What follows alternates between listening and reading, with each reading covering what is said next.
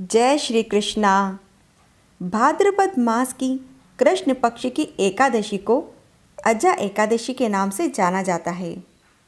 पद्म पुराण में इस एकादशी को बहुत ही पुण्य फलदायी बताया गया है।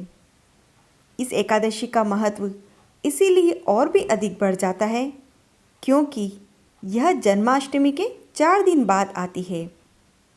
पद्म पुराण के अनुसार अजा एकादशी का व्रत रखने से मनुष्य के जीवन में सुख समृद्धि का वास होता है और साथ ही मनुष्य को मोक्ष की भी प्राप्ति होती है।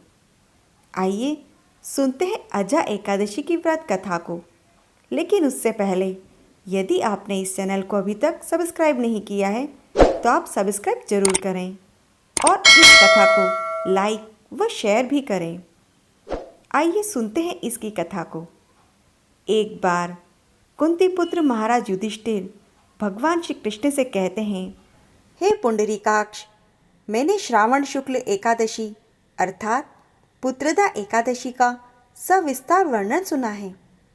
अब आप कृपा करके मुझे भाद्रपद माह के कृष्ण पक्ष की एकादशी के विषय में बताइए।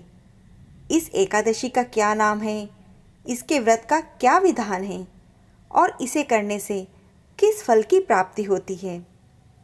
यह सुनकर भगवान श्री कृष्ण ने कहा, हे कुंती पुत्र, भाद्रपद माह के कृष्ण पक्ष की एकादशी को अजा एकादशी कहते हैं। इसका व्रत करने से सभी पाप नष्ट हो जाते हैं।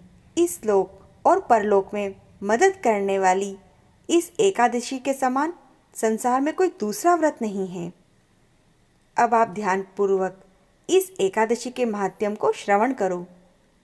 यह कहते हुए भगवान श्री कृष्ण ने कथा सुनाना आरंभ किया। एक बार राजा हरिश्चंद्र नाम के महान पराक्रमी और सत्यनिष्ठ राजा का साम्राज्य था। वह बड़े ही प्रजावत्सल और धार्मिक प्रवृत्ति के थे। राजा का संपूर्ण राज्य और परिवार सुख समृद्धि की चर्चा पृथ्वी पर ही नहीं स्वर्गलोक में भी फैली हुई थी। लेकिन काल का चक्र ऐसा घूमा कि राजा हरिश्चंद्र के जीवन में अकल्पनीय परिवर्तन आ गया। उन्हें अपने राज्य से विलग होना पड़ा और इतना ही नहीं, उनकी सत्यनिष्ठा की परीक्षा लेने हेतु उन्हें अपनी पत्नी और संतान को भी बेचना पड़ा। यहाँ तक कि एक समय के महान चक्रवर्ती राजा हरिश्चंद्र को शमशान के चांडाल का दास बनना पड़ा। इतना सुनकर महाराज युधिष्ठिर ने कहा कि प्रभु, कृपा करके आप मुझे पूरी कथा श्रवण कराएं। भगवान श्री कृष्ण बोले कि एक बार देवताओं ने राजा हरिश्चंद्र की परीक्षा लेने की योजना बनाई।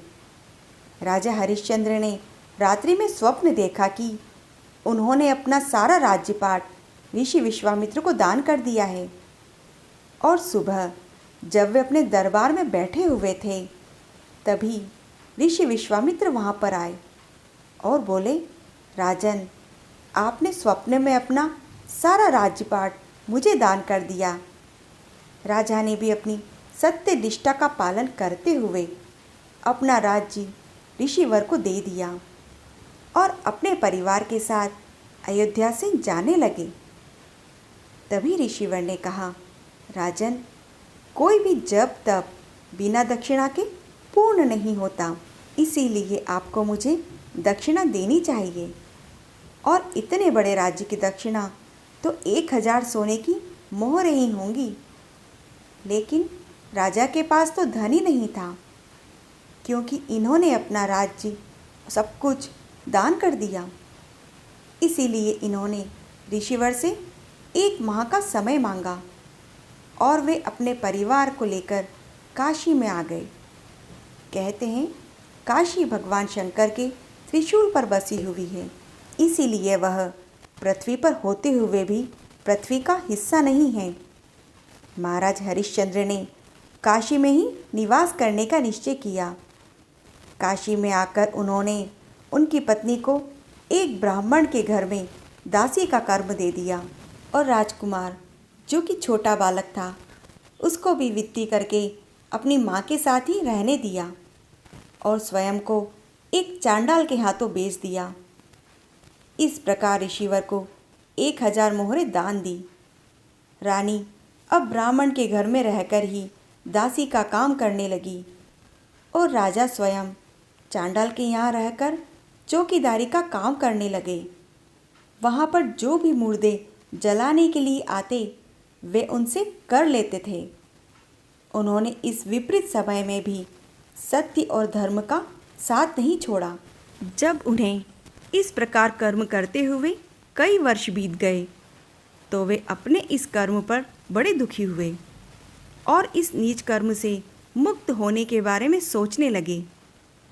तभी गौतम ऋषि उनके पास आए।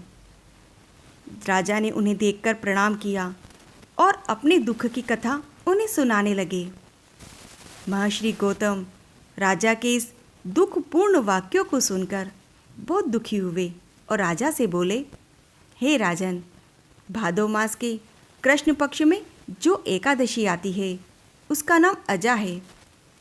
यदि आप अजा नाम की एकादशी का विधि पूर्वक व्रत करेंगे और रात्रि में जागरण करेंगे तो आपके समस्त पाप दूर हो जाएंगे।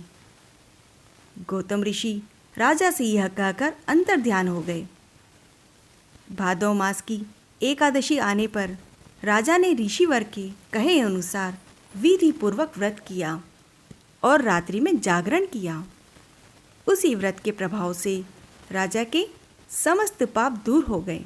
और इधर राजकुमार को एक सांप ने काट लिया। सांप का विष इतना जहरीला था कि राजकुमार उसी समय मर गए।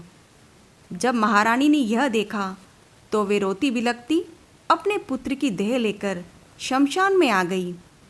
और वे अपने पुत्र को जब जलाने जा ही रही थी तभी वहाँ पर राजा हरिश्चंद्र आ गए और वे उनसे कर मांगने लगे। रानी ने रोते हुए कहा कि मेरे पास तो कफन का भी पैसा नहीं है। और उन्होंने राजा के स्वर को पहचान लिया और कहा कि महाराज, यह तो आप ही का पुत्र है। राजा ने कहा कि रानी, मैं यहाँ पर चांडाल का सेवक हूँ तो कर तो आपको देना ही पड़ेगा। बिना कर दिए मैं ये कर्म नहीं कर सकता। आप मुझे कुछ भी दे दो लेकिन कर तो आपको देना ही पड़ेगा। रानी ने रोते हुए अपनी साड़ी फाड़ने लगी। तभी वहाँ पर ब्रह्मा, विष्णु, महेश आदि सभी देवता आ गए और उन्होंने उनके मृतक पुत्र को जीवित कर दिया। व्रत के प्रभाव से राजा ने पुनः अपना राज्य प्राप्त कर लिया।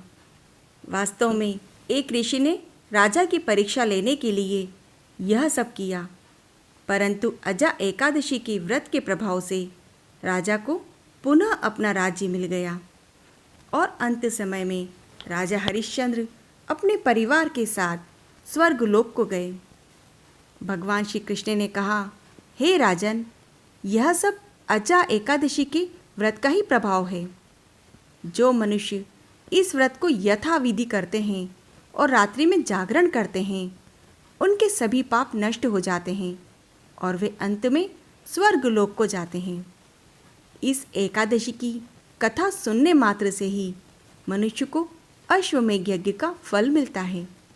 जय श्री कृष्णा।